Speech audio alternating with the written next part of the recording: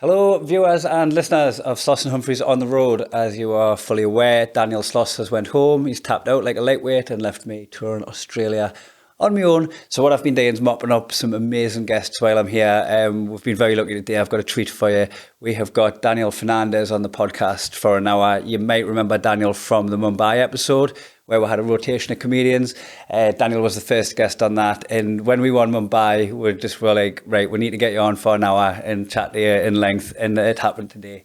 So we've got a belter podcast talking about the comedy scene in India, talking about Indian food, talking about porn profiling it to be incestuous, and a host of other things. It's a wonderful catch up. It's been class gigging with Daniel the last few days in Perth at the gala shows and stuff. So it was nice to sit down and have a proper blather on the podcast. So I hope you enjoy it. And also on the next episode, hopefully, I mean, it's penned in, so hopefully it's going to happen. But I've got Ruben K going to be on the Patreon episode on Thursday, so you can look forward to that. If you haven't signed up, I'd do it now, and then you'll get that episode on Thursday. Enjoy this one. Sloss and Humphries on the road. Muggins and cream, cream and muggins, straight thuggin', living the dream. That's our intro. Fucking muggles. Tickling the clit inside your head that makes you laugh. They said it can't be done.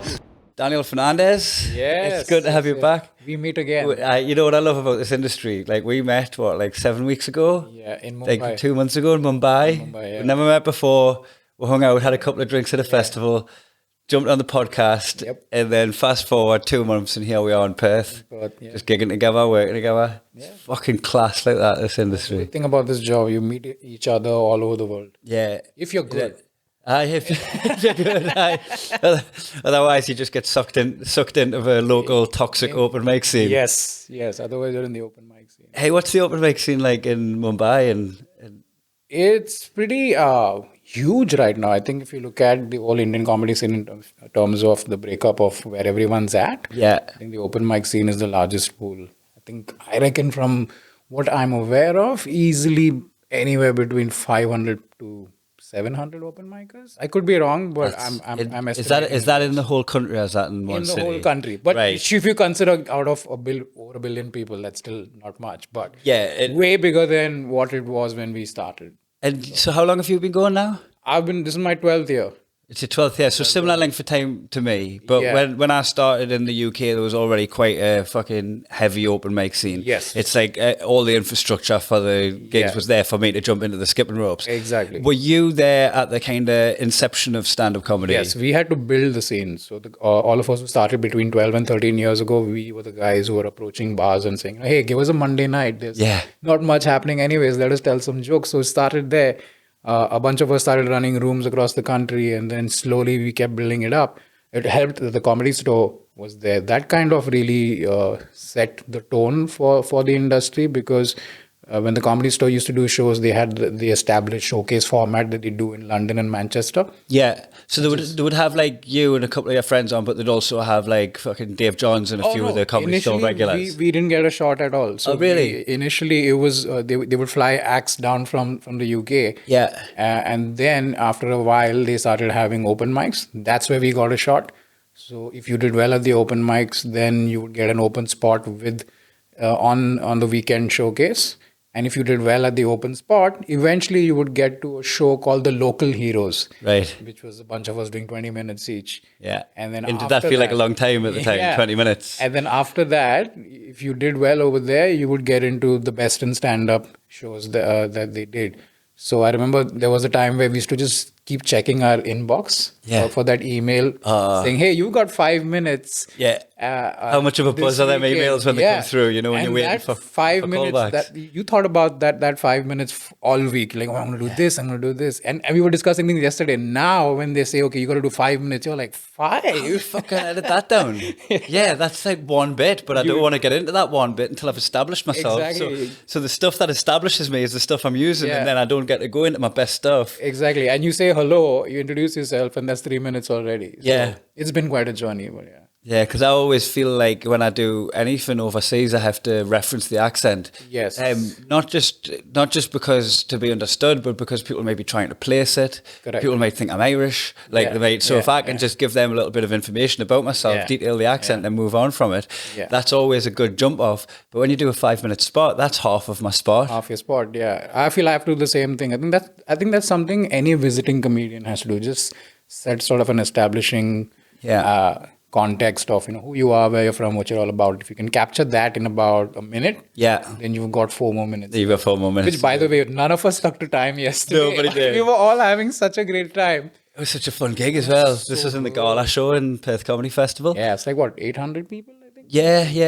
Easy. And everyone was shit hot as well. The audience were on fire from the beginning. The MC set it up great. I love this one lady who, I think she was up top, who was just laughing over everybody else. Kirsty Webeck.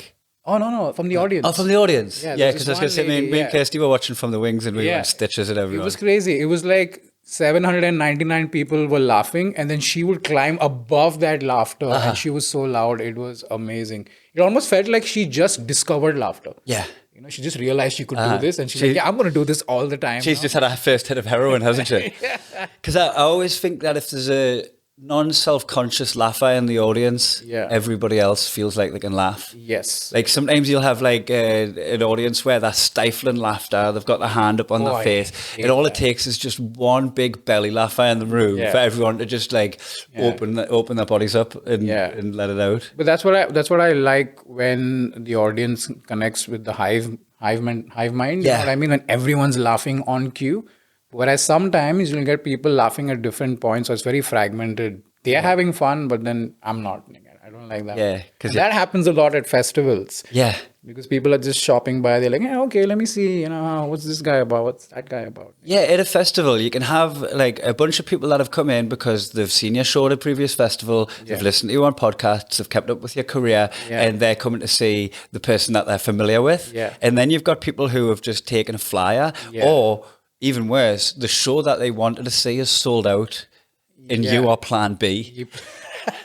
So sometimes you've Which got also is the name of an emergency contraceptive in the US. Plan B. Plan B. I am Plan B. Come see my show, and you're not going to fuck tonight. Dude, I think that's what I'm going to call my show next year, like this Plan B. Like, Plan B. So yeah, you can sometimes be trying to just just dial two people on different frequencies into the same frequency, and sometimes it can take you a lot of the show before the crowd have that kind of synergy that you like to work with.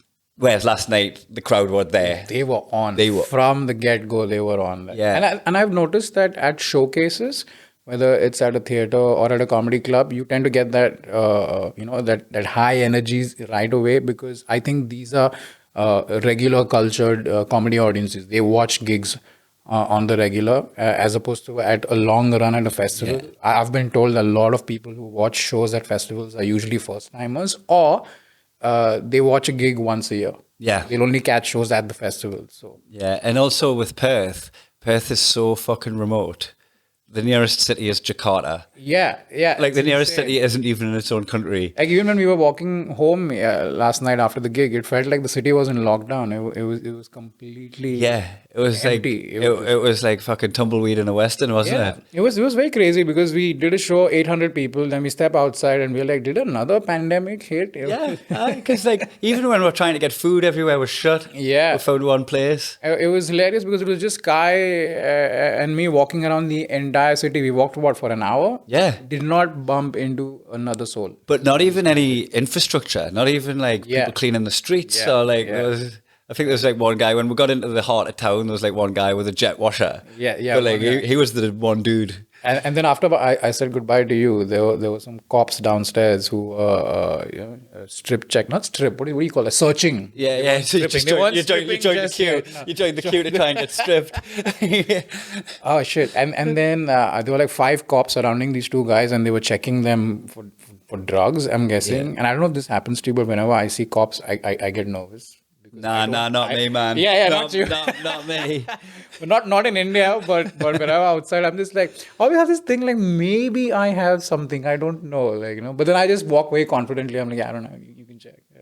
Yeah, it was funny gigging with you the other night because you done your solo show. Yeah. Which you were on straight after me in Yes. the same room. Yes. And when I came out, your queue was just fucking there early. Yeah, Like it was like yeah. they were camping out for fucking One Direction I or think something. That was the night we were sold out. Yeah. Yeah, and somebody, which is fucking God bless the Australian audiences. They know we travel, Yeah. so they know we can't bring drugs. Yeah. So they bring drugs. Oh yeah. It happened with me as well. I had somebody from that show itself like, hey, you wanna just like just come to the alley back. And I'm like, oh, yeah, cool, I got you. Like, and it's nice like that the fans get it. We all have our little codes. Like, you want some?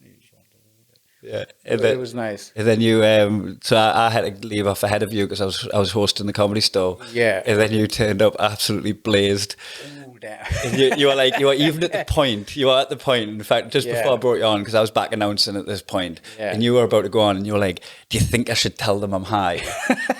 And I'm like, I'll tell you why I said that, because once a few years ago, in the green room, there was a joint going around, and we were all blazed. And sometimes this happens where you don't know how much is packed in, and you underestimate the potency of the joint, and you pull a little harder than you should.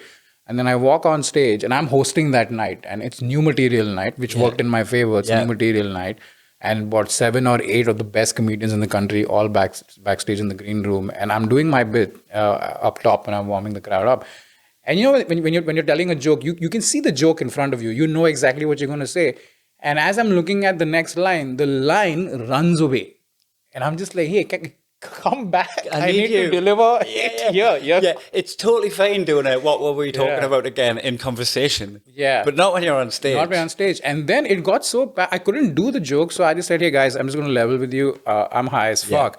And that just changed the entire energy of the show, because if it was up here, it suddenly went up here, and everyone was having a great time, because then I didn't have to care about doing material per se. Then I was just, winging it. I was just doing a lot of crowd work. And then every time I would introduce an act or come back on, I would find something in the green room as a prop, and I would just come up with it, Yeah, because you're feeling playful. If your inhibitions are just that little bit lower. Yeah. Like, I find like if you're the right amount of high, you can have a great time on stage. Yeah, Daniel gigs high all of the time.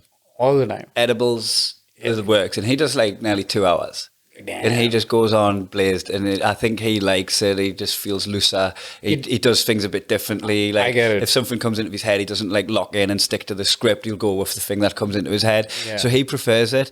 I don't mind gigging high, but when you sound like I do, you don't want to lose. You don't want to get lost in translation. You don't want to get lost in translation. Exactly. For me, what I find is if I'm high, my brain kind of just goes into autopilot.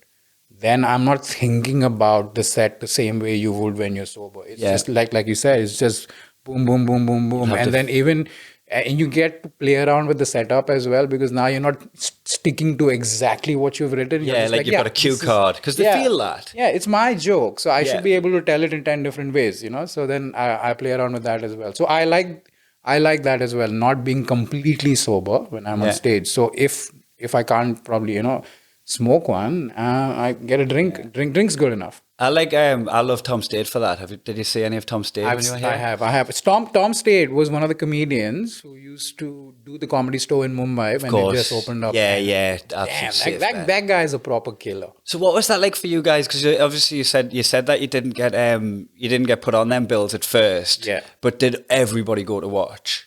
No, not everyone. Whoever had the time, whoever could. If you weren't gigging that night. Yeah, who weren't gigging. Also, a lot of people still had day jobs back then. Because I imagine there's a lot of comedians in the room there if they're bringing comedy over from like Canada and not UK. As many as you'd imagine. In fact, I remember talking to another comedian about it as well. Like back home, something that we don't see happening too often is the younger comedians, in terms of tenure, not watching guys who are ahead, and which is very, very surprising. So for the first few months of my career, I just went to the Comedy Store, sat at the back, and just soaked it all in. Yeah, and that's why you're professional now, because I spot that so much when often when I go to Newcastle and I do the stand run.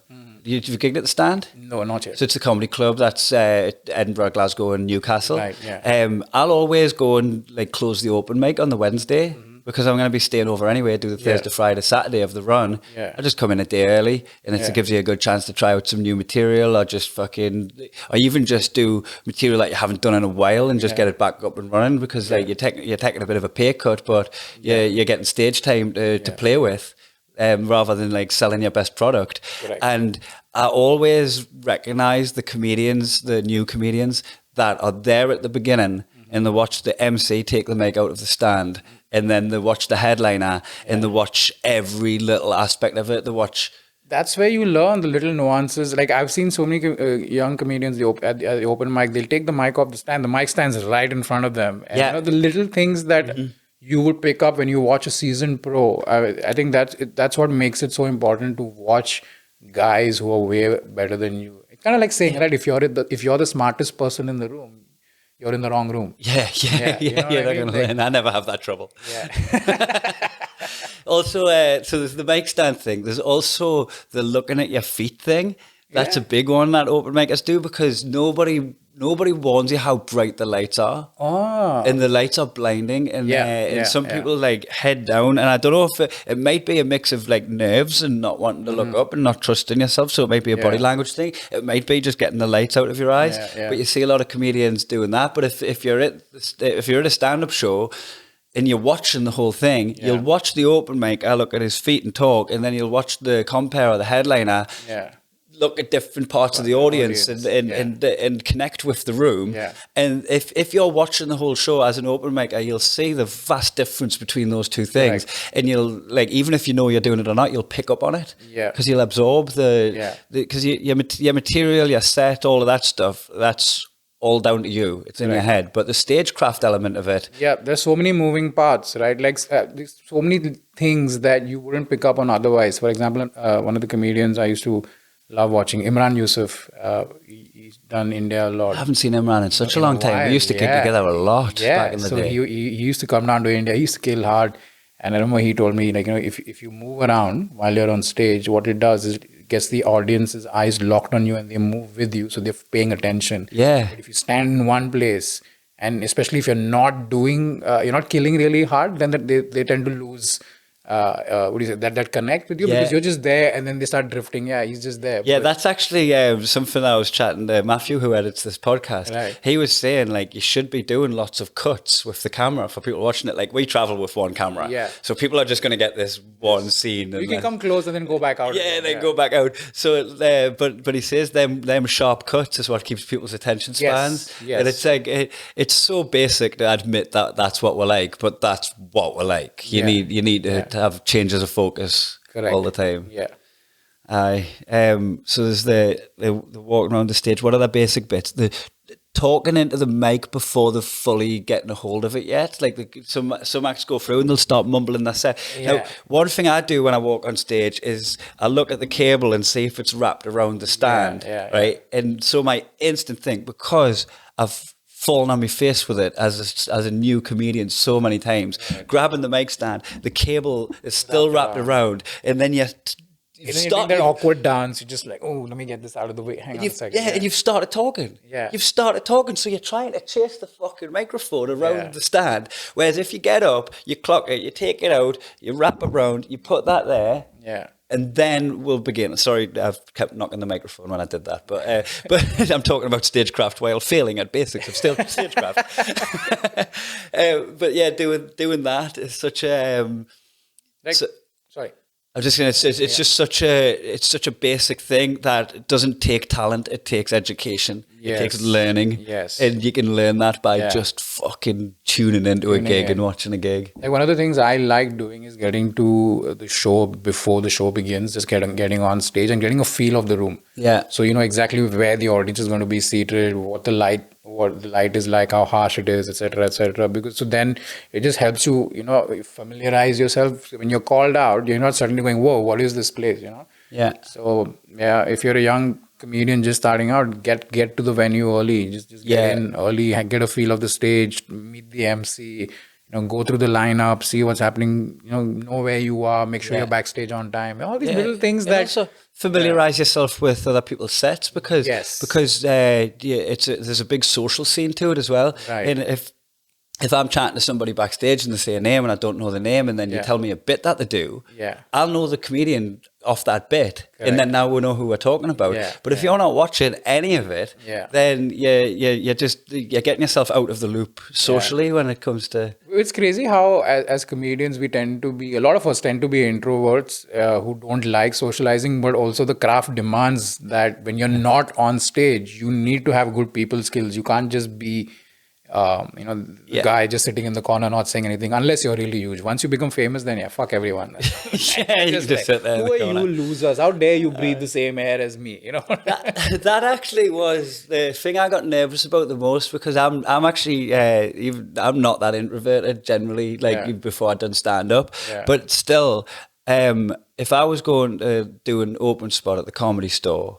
Right, my biggest nerves wouldn't be walking on stage at the Comedy Store, because that's a fucking nice gig. It's an easy gig. I trust my abilities. Even then, I knew I was making people laugh. So now in an environment where it's easier to make people laugh than it is at, say, Jongleurs or an open mic, it's actually a sweeter spot. You get nervous because of the prestige of it and what it can do for your own career if it goes well. There's a bit of that, but it's the being someone who has a day job and nobody knows your name yet, walking into a room full of established comedians and then going in and trying to just be like you're meant to be there rather than an imposter. So I'd sometimes be in the car before walking in, and I know the fucking lineup is sick because I've looked it up online. I know what the lineup's going to be, and I'm walking in. I'd be a bit more nervous about that than I would be about. But would you say that these spots at, say, iconic venues like the Comedy Store still have the same amount of prestige as they used to, now that everyone's getting popular on the internet, booking out their own venues and selling out? You know what? I don't know if it's just because I've been around a while now, but it used to feel like it was harder to get into. Now it seems like a lot of the clubs they've taken a look at the diversity protocol and realized that a lot of the lineups that they have is bald middle-aged men. Right. So they've kind of opened up their books a lot more. A lot of the clubs have opened their books up a lot more, and it's fucking great because there's so many funny people out there from all walks of life, and it's good. It's good that they've got a bigger cross section, but it also feels like it's the books are a lot more open. Whereas when I started, I felt like the books were closed. These are our fucking 20, 30 guys that we use, and you have to fucking really muscle to squeeze in there. You have to really fucking light the place up. So do you feel like it's easier now for somebody starting out in the UK to get into a comedy club? Probably, unless you're a middle-aged bald guy. That market's dead now. And then we've got that covered. We've got that covered completely. I'm not entirely sure actually. I've mentioned this before, but I feel like I was very, very lucky coming through when I did, because I came through in 2008, and every open mic I was trying to be Stuart Lee. So every open mic I was taking fucking ages to get to a punchline. And they were just doing short spots. And I was going in and just being a bit more clubby. And if a promoter is looking for someone to make their audience laugh. Well, that's what I think a lot of comedians starting out tend to forget, that the shorter the spot, the more punchlines you need to have, because you don't have enough time to make yourself memorable. If you have half an hour, then maybe you can do like a 3-minute setup and then drop a punchline. But if you've got just 5 minutes, it has to be setup, punchline, setup, punchline, setup, punchline. It's literally a showcase. It is. Exactly. It's a quickie, right? It's a quickie. There's no gentle strokes here. There's no caressing, and you just fuck really hard, pounder really hard, and then fucking come. You're gonna do 4 minutes of foreplay in the broom cover on your lunch break. Exactly. It's crazy, because the path in India is very different now. So what happened was, when the Comedy Store was around, there was still sort of like an established infrastructure. There was a path sort of to get to your 20, a path to get to the 30. But after they had the falling out with their Indian partner and they went away, so we were all kind of in a way had to figure it out ourselves. But by the time that happened, a lot of us were already in quite a strong position, so we were okay. But the guy starting out kind of then had to figure out how to do this, because there weren't any clubs that had an established infrastructure or a setup for them to go, okay, you're good enough for 5, or you're good enough for 20. Everyone was just kind of doing their own thing. And now the path to getting popular is to do open mics, figure it out in the dark somehow, Yeah, in and the get provinces. on a reality show. Get on a reality show on Amazon Prime. If that works out, great. The numbers are great once you get on there, and if you're good, and if you have enough material to back up that success, then you can have a good career Yeah. ahead of you. Or the other path is keep working it out and grinding it out at the open mics, and then shoot videos there, and release it out on the internet, and hopefully find an audience. There is no So proper club setup now. is reality TV show like a reputable in for stand up for in India? I mean, it's the only one that there is right now. So it's basically similar to Last Comic Standing. Yeah, okay. That kind of a so setup. it's a reality Yeah. show based around comedy. Or stand up, yeah. So you'll have like maybe 10 contestants, and you'll have like a panel of say 6 or 7 established comedians judging these contestants, and every episode is a different is a theme. Like so one is improvisational, one is observational, maybe the other one is topical humor. So Yeah. they keep testing them eventually until one person wins. And usually what has happened is the people who've won, they've seen their numbers go up really high, and they're doing pretty well for themselves. doing now. good. So that's Yeah. the path in India. It's very different over there. So there is a comedian called Daliso Chaponda who he learned his craft in Canada. right. He's Malawian, Yeah. and then he smashes gigs in. He got big on Britain's Got Talent. Yeah, right? yeah. So he smashes gigs, right? And a lot of it is filth, right? Which is what I love. Like, I deal in Because filth, yeah. all his stuff that I've seen is so clean. right? Yeah, because the Stevie, obviously. Oh, so he's a filthy comedian Oh man, in a he's club. got the funniest. Holy shit. He's got the funniest filth, and that's my sense of humor. I'm pretty fucking yeah. basic, man. Yeah. Toilet humor, sex, it's global. Everyone can Yeah. laugh at that, right? So we always have him on Punch Drunk, our gigs, and then he does Britain's Got Talent, and then we'll have him on Punch Drunk again. And all of a sudden, we don't have to do any promotion. Boom, sold out. Sold out. A bunch of because normally we've got the same audience coming back over and over, and we Right. just gotta get like say if there's 3,000 people that come to the gigs regularly, you want 300 of those guys that Yeah. come in. You build a regular audience. They've seen Yeah. comedy a bunch of times. You train them. Right. They're a comedy audience by a couple of years, and Yeah. you've got this fucking really good pool of people to come to Right. the gigs. But you normally have to promote to them to get them to come. Exactly. Maybe they'll bring a friend or two, and you'll organically grow a comedy Yeah. audience. But all of a sudden, we've got an audience of fucking names and email addresses of people that have never been to any of the gigs because they've seen Britain's Got Talent, and there's a man off the telly that comes. So then do they? What happens when these guys see him? Because my impression Some of them walked him- out. Yeah, Some people walked out. Exactly. Some right? people went, I'm not watching this filthy swearing. Swearing? Like, what do you think we're doing here? Yeah, because I reckon because that's the idea I had of him as well. Because some comedians they take this path because if you're a clean comic, yeah, more opportunities, you can get on television, you're very family friendly, all of that.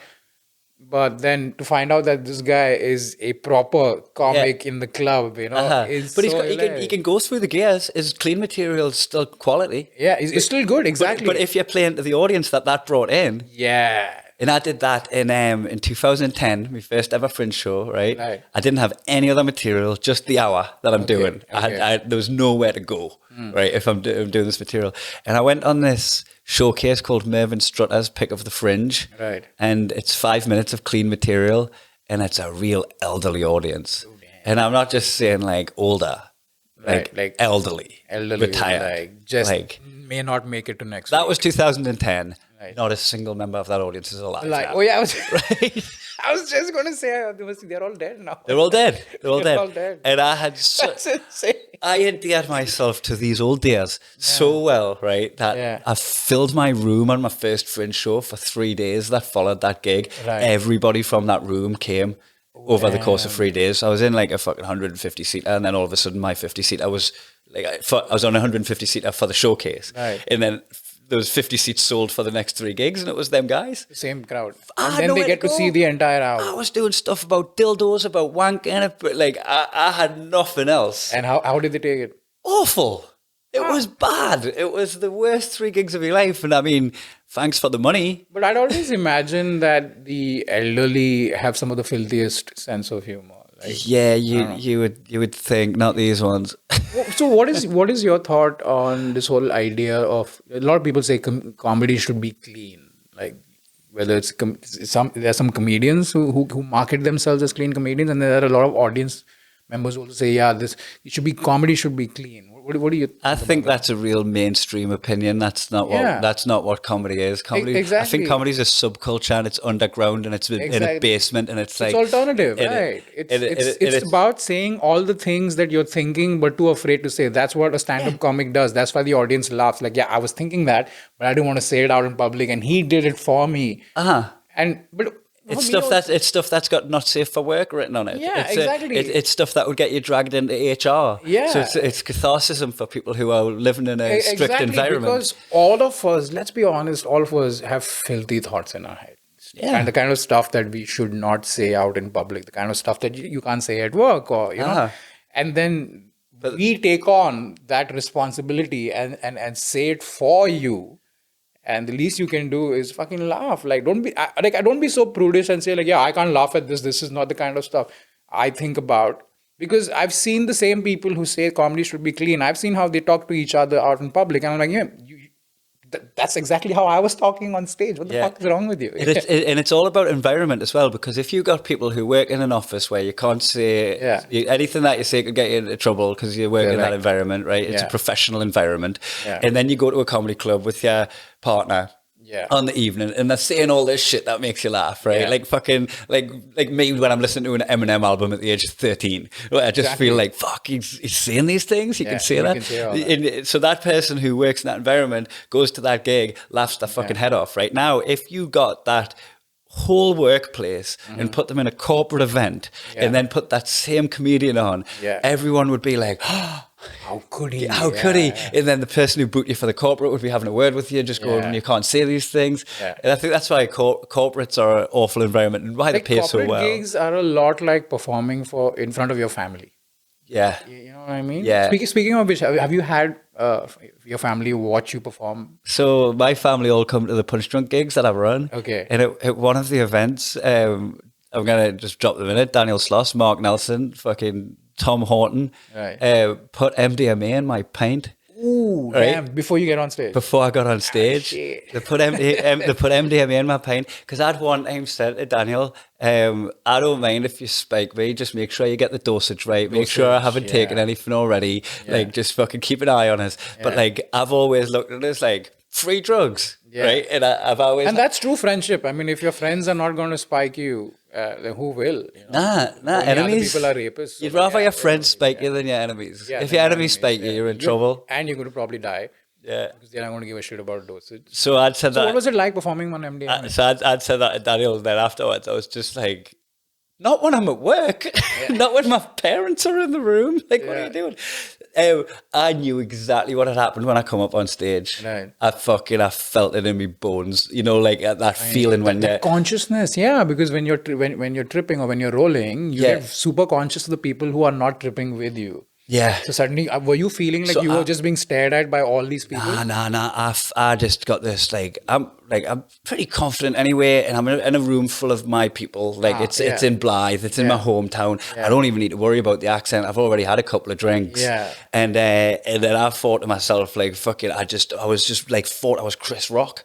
Pacing around the stage, I'm starting to have this fucking Def Comedy Jam style delivery, and then I was like, I'm on pills in my head, and I introduced the next actor on the stage, ran straight up to Daniel, and just went, fucking, do you think this is my first picnic? Do you think I don't know what pills feel like? So you had no idea you were spiked till you got on stage, or did you know before you got on? Well, there was a telltale sign when I went into the green room, which was full of my friends, right?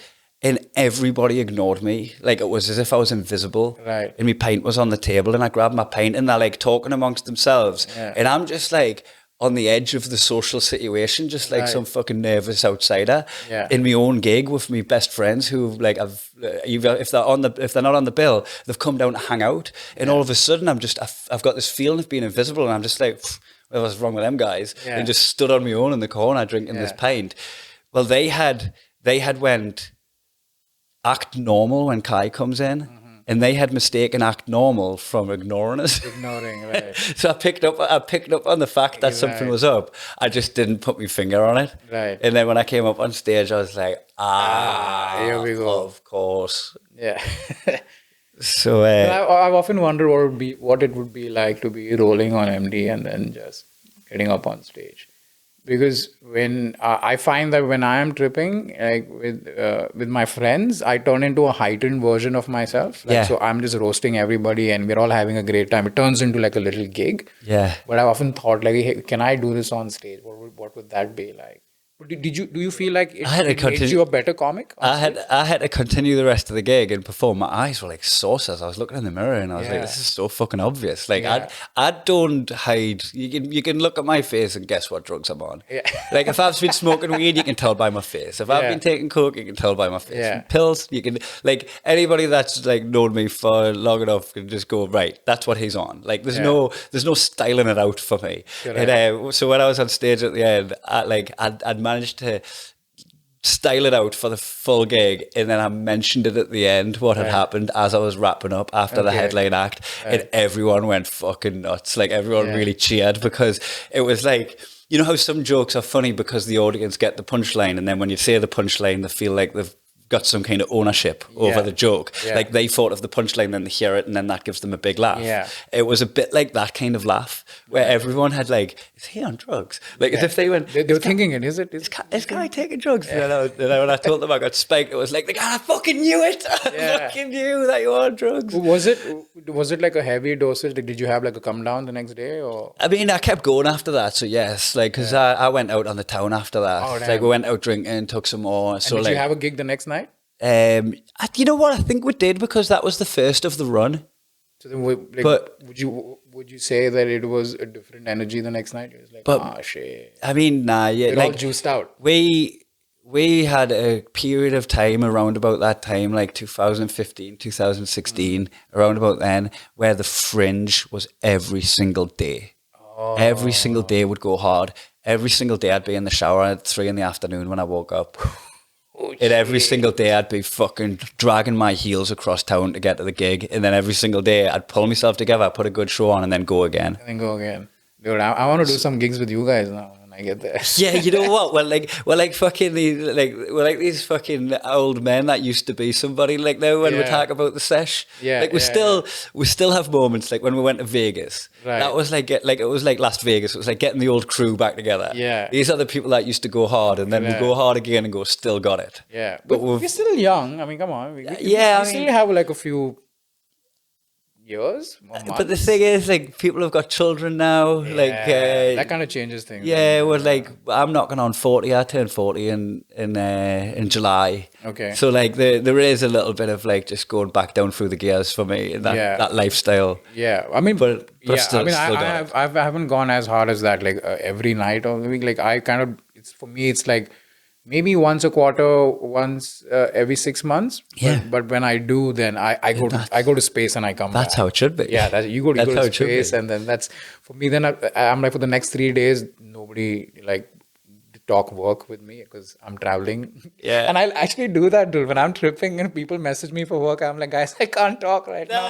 I'm traveling. So they actually think I'm on a flight or I'm at the airport. They have no idea I'm literally in space. Oh man, I've got a friend who's a friend of the podcast, Barry Castanola, right? And I've been to Amsterdam with him, like fucking taking everything, right? Like, and he's been making business phone calls while While he's tripping? sideways, and he composes himself and he handles his shit. He gets his ducks in a row, and he's like, right, I've just got to fucking send this email in, because he's like works with a production company as well, and he's always got like the stuff he does transcends stand up. Like he'll do all kinds Right. of stuff, Yeah. and he always just handles his business while he's Some on a people trip. have the ability to do that. They can operate really well when they're high. I think with me, it all depends on how high I am. But for me, what's happened is over the years, it's always become something that I do, to kind of, pause, take a break from life. Yeah. That's for me mentally. I'm just like, I don't want to deal with anything that's waiting for me on the outside. So I time it in such a way that, okay, fine, I'm on vacation right now, so nobody bother me. But I get what you mean. I've seen some people being highly operational when they're either stoned or when they're rolling. It's Yeah, impressive. I had on Daniel Stagdo, Like one of the things for the Patreons, like one of the bonus episodes was the roast of Daniel Sloss, which is out now. It's available. If anyone's catching up on this and you haven't seen it yet, or you've just joined the Patreon, just scroll back a few.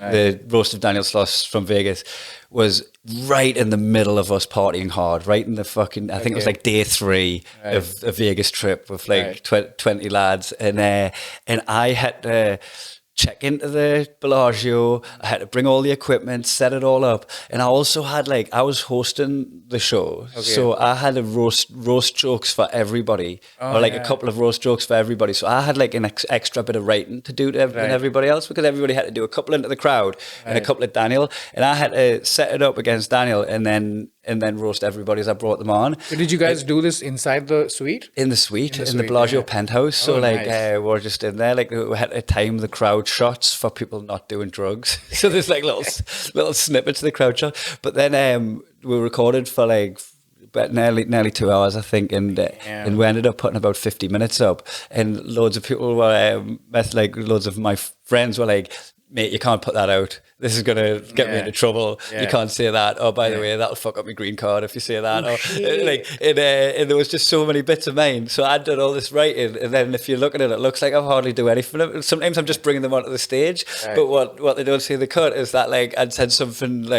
taboo about the family. And they're just yo, my mother's going to be pissed if she sees that. So I had to just fucking suck out loads of my jokes. But that's crazy, isn't it? Because there are so many versions of yourself, right? There's a version of yourself that your family knows. There's a version of yourself that your friends know, your neighbors, your co-workers. And then there's the real you that your friends know.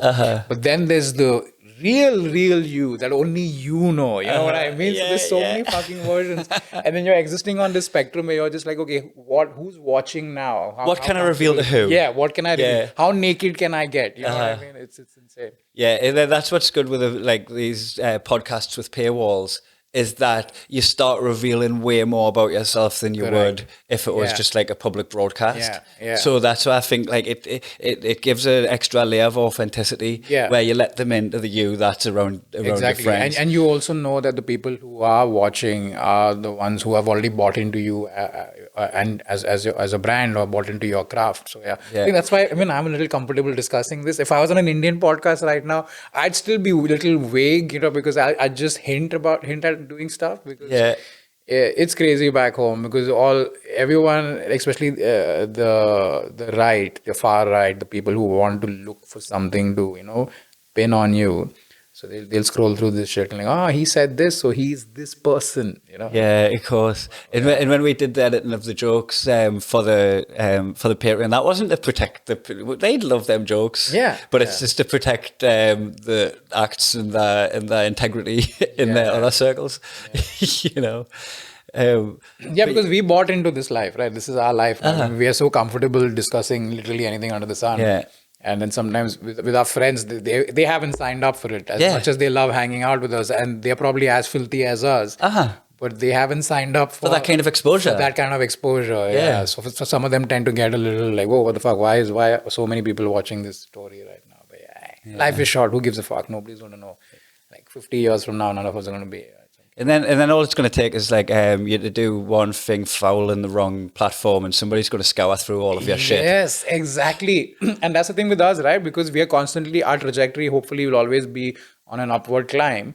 And then along the way, the higher you go, the more people are looking for shit to, Oh, also, we've been doing this podcast since 2016. We've been doing it regularly, and as we connect with our audience, and they pay for it, so we work to make sure that they get what they pay for twice a week. And we've had it on this kind of semi-professional level for 2 years now, but we used to be on such a just nobody's listening to this shit back in 2016, and man, what's that, 7 years? 7 years. Opinions have changed. I often think I never used to legitimize mental health issues. Exactly. I remember having an opinion that people need to keep. This is a dated opinion of mine that I know I would have spoke about earnestly years ago. Disclaimer. Disclaimer. Dated opinion. It's not who he is today. But what's good is you can edit that bit out and just put what I'm about to say next. I used to have this opinion on anxiety that fuck off, everybody's anxious. We're all gonna die. Yeah. Me wife, me family, they're all gonna die. I'm scared.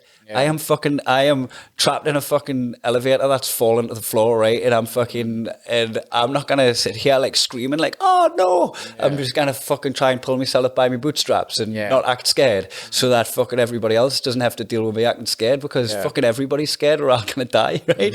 And I look at that, then I just look at like how how I've learned about the chemical imbalances that people have, where they get that heightened fear for no reason, and it can catch them like when they least expect it. And I'm just acting like it's like all this rational thing rather than actually. Yeah.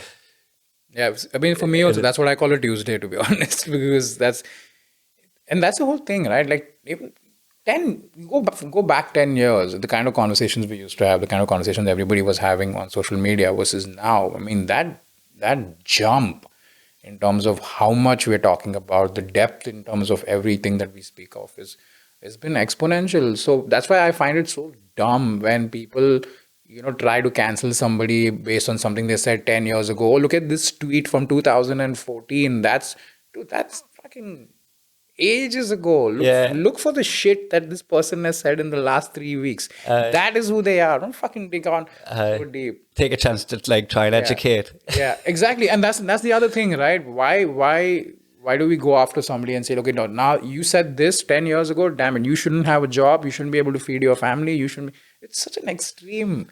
Oh man, and life moves so fucking fast. Have you ever seen the clips from Soccer AM from 10 years ago, where they get like models on, and first of all they'll ask them how old they are, right? And it's just a all-male studio audience with a male host, with a girl in a bikini going, how old are you? And she'll be like 19, and they'll all be going, good age, good age. And this was daytime TV, 10 in the morning, like anybody, kids are watching it, and they're learning this culture of fucking, barely legal. Yeah, we can fuck her now. A couple of years ago, we wouldn't have been able to fuck her, but now we can. And that doesn't even seem like that long ago when that was. Like, fucking time moves out on you fast. I think now the only place where you see this sort of system where people are still on the edge, like, of being inappropriate is porn sites. Like, have you seen, I don't know what is up with porn sites right now. Like, if you go to Pornhub, everyone's fucking their stepsister. I first saw that and I was like, how is this my algorithm? I thought I was getting fucking fed. I'm like, I don't even have a stepsister. Exactly. And you try to like sort of, then you try to filter it, and you run your own searches. Like, okay, if I think this particular, everyone has a favorite porn star because they look like somebody they wanted to fuck. Or Janice Griffith? Yeah. Janice Griffith, gotta love her. That's my quickie, that's my safe. Like, I'm not going to peruse porn, I'm going to find her, because I know that I'm going to be out the hotel room in 5 minutes. And now when you search for their names as well, even they're doing the same fucking roles. Why is everyone fucking, I'm like, what is this, like something that's happening is this something happening in the West? Like, I've got no idea. How did this start? This never used to happen before. I remember for the longest time, Naughty America was the king, right? Naughty America was the king. They would have these amazing storylines. Naughty secretary, the old school stuff. The plumber, old school stuff. My sister's hot friend, all of that, which you all forbidden, but okay, fine, it's still okay, right? Sister's hot friend, fine, who doesn't want to fuck a sister's hot friend? Why is incest the mainstream? Yeah, and now incest has become mainstream, bro. You check any fucking site, it's all stepsister, stepmother. Sometimes it's stepsister and stepmother at the same time. Like, what the fuck? So let's get this straight. Those two are related. Yeah. That's a mother-daughter. That's a proper mother-daughter.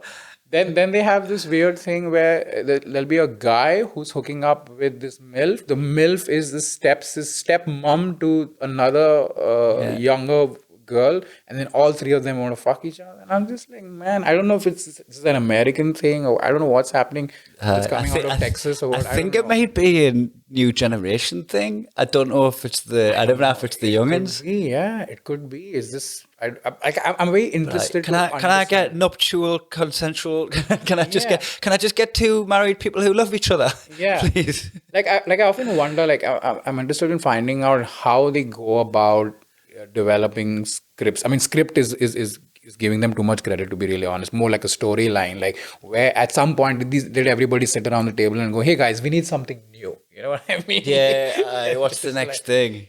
It was probably just them going, right, we need to move on from this barely legal thing. We need to move on from barely legal. We need a classic misdirection. Look, your sister, fuck your sister. Yeah. Whew, whew. Then another the nearly caught us being borderline pedos. Yeah. And another very twisted one is the swapping thing. And so they've taken the whole wife swapping or a husband swapping, partner swapping concept. And now they've got like dudes swapping their daughters. The fuck? Yeah. I'm just like, what the and I have the same, why is this showing up on my yeah. algorithm? I'm just That was the thing that caught me off guard when that first started happening. Because obviously when you're on fucking Instagram, when you're scrolling, I'm getting I built a dog park with my wife. I'm getting loads of fucking dog stuff, sponsored links for like cleaning your dog's ears and all that, right? When the snowboard season comes around, I'm there going, oh look, there's loads of snowboarding gear. And you know what? I've always found that the focused advertising, it feels intrusive, but it's actually helpful. Yeah. Because I've always described it as, it's like somebody breaking into your house and tidying up. Exactly. You've been violated. Yeah, like, but they've done you a service. Exactly. Like, you know, like phones are listening to everything you're saying, right? Yeah, right. So it was so weird. Like, I mean, for me, what happens is when I'm on stage, I'm great. I have a great gig. I'm great. It's when I'm off stage is when I struggle with my mental health, especially when I'm touring. You know nowadays you're alone by yourself. Yeah, you can get homesick, you can get lonely even when you're around people. Lows, right? And I was talking to my girlfriend about it, and like, I'm feeling a little depressed, and and then I'm having my moments by myself, and then suddenly Instagram shares a nice video that really lifted me up. And I'm just like, it was hilarious because this app is also one of the leading causes of my depression. Yeah. And then at the same time, they're also then going, hey, sorry about that. Here's a video to cheer you up. Yeah, and then that video come actually back in. It's like an abusive relationship. You're being manipulated. Yeah, it's like, I hit you because I love you, Daniel. Yeah. Yeah, it's so funny. But yeah, man, technology. But I always feel like if you take any man's laptop and go through his Pornhub history, fuck, everybody would be in prison right now. People would be like, Kai really likes dudes. He always likes more men than women in the scene. Yeah. I think he might be gay. Yeah.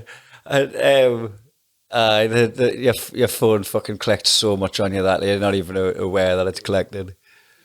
And then profiles you. Yeah, like you talk about something and the next thing you know, fucking there's an ad for it, or you see. And earlier it used to be just targeted advertising. I remember you say, hey, I want to buy, let's say, a baby stroller, and then suddenly you see ads for baby strollers. Yeah. Now the content is also being sort of curated on the basis of the conversations you're having outside. Yeah, and also your location of your phone. So like if you're spending a lot of time in specific shops or specific places, it knows when you've been to the driving range. Yeah. And then it'll tell you about like these like new golf clubs or whatever. Like it's clocking everything that you're doing. Yeah. I reckon do they not like it? It works out what you scroll past and what you stay on as well. Like it's really fucking. It's that thing. I heard a thing where it goes, if it's free, you're the product. If it's free, you're the product. So when you're on social media, that's free. Yeah, but like that's because you're paying for it with information about yourself. And that's the thing that annoys me. If that's how it works, why don't our shows sell out faster? You know what I mean? Like, if people are watching stand up, if somebody's watching stand up and they're in Perth right now, and then they'll be like, hey, check out Kai, he's doing a show in Perth. Like, check, why our shows should show up, right? What the fuck? And then that's another side of the fucking the hold they've got on it. They know that that's something you're trying to sell by the words that you use. Ticket link, or even just putting a date or a city and a date next to each other, and then it gets them and go, whoa, you're trying to sell something here. Pay for it. Pay for it if you're trying to sell it. Yeah. I've always you try not to take it personally, but I can fart on Facebook and get a good response. Like I'll go on and I'll say something and I'll have an interaction, or I'll make an observation, and it always gives us the validation that you fucking crave from social media, right? You always get the interaction with people, and then sometimes I'll put a show on. I'm like, oh, these people like me. I feel liked. Yeah. I feel like I've got a good connection with the people that I'm friends with on social media. Mm-hmm. And then I'll put something out and it'll get next to nothing. Yeah. And then I'm like, oh, maybe they didn't find us that funny or whatever. Or maybe I'm not doing that well. What they've done. It's the fucking, they put a stranglehold on something you're trying to sell. Yeah. They basically just killed organic reach, right? So when Facebook pages just started, I remember this would have been around the turn of 2015, 2016. Facebook pages were just becoming a thing. We would, if I had a show on a Wednesday and I posted about it on Tuesday, on Sunday, it was sold out by Wednesday because everybody got to know I was doing a gig. And so, if I'm not mistaken, I think the organic reach was as high as 80%. Now it's less than 5% from what I've been told. Is that right? Yeah. That makes a lot of sense because when I started running Punch Drunk back in 2009, before my brother got on board and made it a proper thing, Right. it was just this like occasional one-off event in the sports centre where I worked, and I could just put on one post and just say who's after tickets. Yeah. DM me if you want tickets, and then I do all my ticket and through direct messaging off people. Yeah. Like now, even though my following's like fucking exponentially more than it was then. Yeah. If I put on, I'm going to do a show in this town on that day, DM if you want tickets. I now think, well, I'll just get like the odd message. Yeah. Whereas it used to be, I'd reach everybody. Yeah. And does this happen to you where you do a gig in a particular city and after you leave the city and then you say, okay, hey, I'm doing a gig in this city now. And then people go like, hey, when are you doing a gig in Perth? And you're like, dude, I was just in Perth. And I was constantly talking about doing shows in Perth. Where the fuck were you? And they're like, I had no idea. Yeah. no And you're idea. like, shit, I've been like singing this from the rooftops. Yeah, Into the exactly, void for, yeah. So yeah, so in a way, I'm kind of grateful to social media that I have the career that I have right now. But I also, it's a very toxic relationship where now you're just like, I have to pay you now to reach the people who voluntarily like my work, even after giving you all other pieces of my life that makes you billions of dollars in ad revenue, right? Can you not give me something back? You're already making a fuck ton of money out of me as just a consumer. Just by selling data and selling advertising my companies. data, yeah. So just fucking tell more people that I have shows. That's all I'm saying. Reciprocate the relationship. Yeah. How many grey t-shirts does Mark Zuckerberg need? That's the $1 billion question. Like, how much is too much? Like, how much is too much, Mark, if you can hear this? I'm pretty sure he's hearing this right now through our phones. Oh, yeah. It's just getting... Yeah. Just try a different color, my friend. Grey maybe is not a good look on you. Maybe it's making you this kind of person that thinks that, you need to fill the abyss with more. Wear yellow, Mark. You can't be unhappy when you wear yellow. Exactly. That's a nice color. That's also the color of comedy, by the way. Laughter. Yellow is it actually? Yeah. Yellow is the color of laughter, apparently. And do a lot of comedy logos and backdrops have yellow? Yes, they do. Do they actually? And is that just notice, does that happen knowingly, or do people just? I don't know. have it I'm guessing a lot of graphic designers know this, but apparently a lot of colors signify moods. So blue is more, sometimes it used to communicate sadness, but a brighter blue. So how does that like the sky's nice and blue now, and a blue sky? So a lighter blue apparently is happy. Yeah, it makes you feel good. So I'm wearing this. Yeah. But a darker shade of blue, like see the one behind you over here. That's kind of like that makes you feel blue. So if I'm looking at that art, you know what I mean. You're just like shit. But I think in general, brighter colors tend to make you feel more happier. But even with food, apparently certain colors make the food more appealing for you to eat. Yeah, like green. Green is a color that you're like, I'll eat that. Unless you're Scottish. But if your broccoli was red, you would probably be like, that looks weird. What's going on here? Yeah, whereas in Scotland, they're just like beige makes me feel good. Yeah, can I have beige food, please? Yeah. I mean, I'm just pinning all of Scotland on Daniel and Cara, who have probably got turkey dinosaurs and smiley faces for their What's wedding. that dish in Scotland that's very popular? Haggis, haggis. neeps is turnips. How is that? I've never had the chance to try potatoes is it. tetties. It's good. Haggis? Because they put like a whiskey what is sauce on it. haggis? Haggis is like kind of from the same family as black pudding. Okay. I'm going to say where it's like kind of... I'm tempted to say like a pig's intestines or some shit. Like it's like fucking stomach. It's like it's like the part of the animal that you wouldn't eat. And what do they stuff it with? I think. And then, I mean, I'm just speculating. But I'm sure it's like sheep gut or something. I'm saying pig's intestines. I think it's sheep gut. Sheep gut. Okay. Yeah, Because but I think it is like organs rather than meat. This so is like me- this is me. This is me guessing. sort of like the spares. Yeah. Like, so in Goa, where I'm from, we have something called Goan pork sausages. Yeah. Which is similar. It's intestine. It's pig intestines with pork in it, Right. and with sort of like it's cured with sort of like what do you call it? What's the English word for a masala? Masala. We say masala. You say masala, yeah. So basically a Goan masala, which is very pungent and spicy, and oh my god, it's so delicious. Yeah, is that good? It's one of my favorite things to eat. We were talking about this when we left India, but do you have korma in India, or is that frowned upon? What is that? Like korma is the like, if you're getting a curry, there's 6 of you, and Yeah. you're ordering an Indian meal, and Yeah. you get, but like I'll have a boona, I'll have a madras, and then you've got somebody there who doesn't like spicy food. Right. They'll get the korma. Okay. So is that a non-spicy? This is great to find out that you don't have it in India, because it's like I imagine you would just totally throw it, but it's like a curry without spices in. It's like fucking thick Is chicken that what soup. you call a korma? Korma. It's like a okay. spice-free curry. It doesn't have. It's got flavor and it's tasty, sure, yeah, but you're yeah. wasting your order if you get the korma. In India, I mean, from my personal experience, I mean, I don't know. I always associated korma with vegetarian gravy. Okay. Yeah. So if you're in the restaurant, get a chicken korma. So I always say like veg korma, chicken. I'm not sure if I've seen a chicken korma, but I've for some reason in my head it's always been korma is a veg gravy. So and I've never been. I'm not.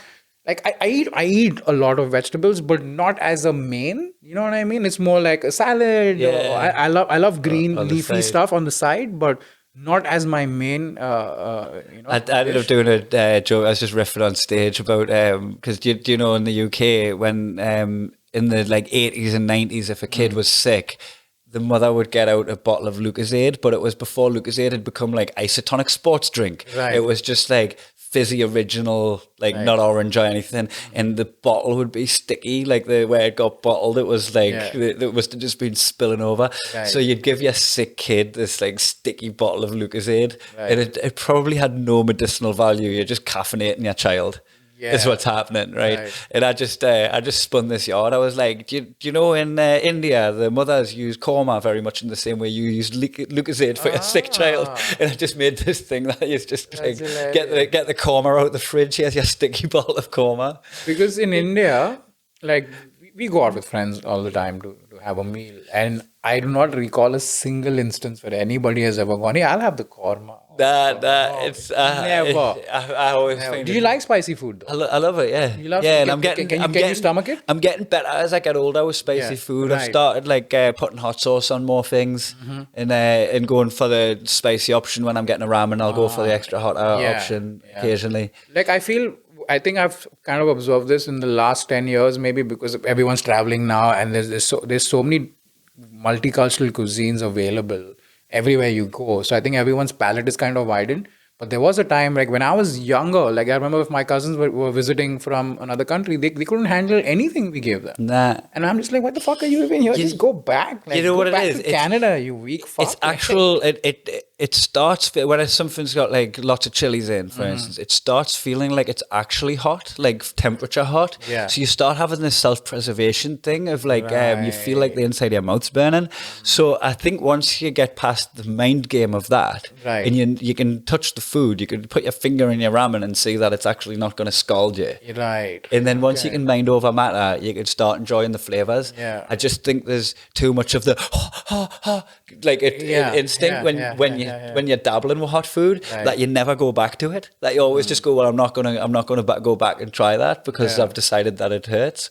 But when you realize that it's just like it only hurts in the Matrix. Like for us, like spicy food just is so natural. Like we grew up with it. And even now, although there are a lot of Indians back home who also don't like spicy food. Like my girlfriend, for instance, she doesn't like spicy food. She doesn't like chilies. So when I cook, I don't use chilies in any of my preparations. Yeah. But And she grew up in India as well. she grew up in India as well. How did she avoid that? So for some people, it's just they don't like it. They can't handle it. You know, like they maybe have a reaction. It would be like an Irish person not liking potatoes. Exactly, yeah. But which is weird because in her family, her dad loves spicy food. So it was hilarious because when he came to visit us, we lived together. When he came to visit us, and that was the first time I was meeting him, and I really wanted to make an impression. You know? I cooked my best dishes. Every day was a signature dish, Yeah, good. And then he would be like, "Yeah, but it's not as spicy as I like it." And I'm like, "It's because of your daughter. Like, she doesn't like spicy." It's like I'm cooking batch cooking. Yeah, it's like I'm caught in between a rock and a hard place, and I'm like, "Who the fuck do I make happy on this trip?" Yeah. So what I do is, and of course, happiness comes first if you're watching this, baby. Yeah. And so I never put chilies in the gravy, but I will eat raw chilies Alongside it. because I need that hit of spice. I need, for me, like spicy food makes me feel alive. Yeah, I really want one of your signature dishes now. You got, next time you guys come down to India, just hit me up. Stay a little longer when you're in Bangalore. Yes. Come over. I'll cook you a nice Indian meal. I'll make you my signature Right, we've got this on record. We're taking them up for that. We're having going food. Always. Comedians always welcome to my place. Come over, chill for a bit. I'll get you guys a nice meal. Yeah. Excellent, mate. Well, let's end on that offer. Awesome. And lock it in. Have you got anything to plug? Is there anything people can see? Bear in mind, there's people from all over the world watch this podcast, and this is going out on the public episode, so you're hitting a few people here. So I mean, I'm wrapping up. I think by the time this episode drops, I'll be done with. We'll be finished in Perth. But the thing that you could do is check me out on YouTube. Follow me on Instagram. You can probably put the details up over there. Yeah. And just follow me. And if you like my stuff, and the next time I'm in your city, come check me out. Yeah. Are you going to come to the Edinburgh Fringe? Not this year, but I am hoping to visit the UK towards the end of the year, but I'm still figuring out the details. I might be doing UK, I might be doing Europe as well. Hopefully Canada and the US maybe next year. So listen up, if you're from any of these places, follow Daniel, but put the notifications on, because as soon as he puts up the dates, it'll stop you from seeing it. So pop him on notifications and keep an eye on where he's going. I'll actually physically go and have a look at his website. And do you have a website? No, not my website. Socials. His socials will have everything. Is where we are. And hey, you know already, I'm on tour. I imagine you've already got your tickets, but I'm going to be in the UK doing a bunch of tour shows. London, Liverpool, Manchester, Leicester, and Newcastle. I'm missing somewhere. Leicester. Yeah, look it up. Yeah. Bye.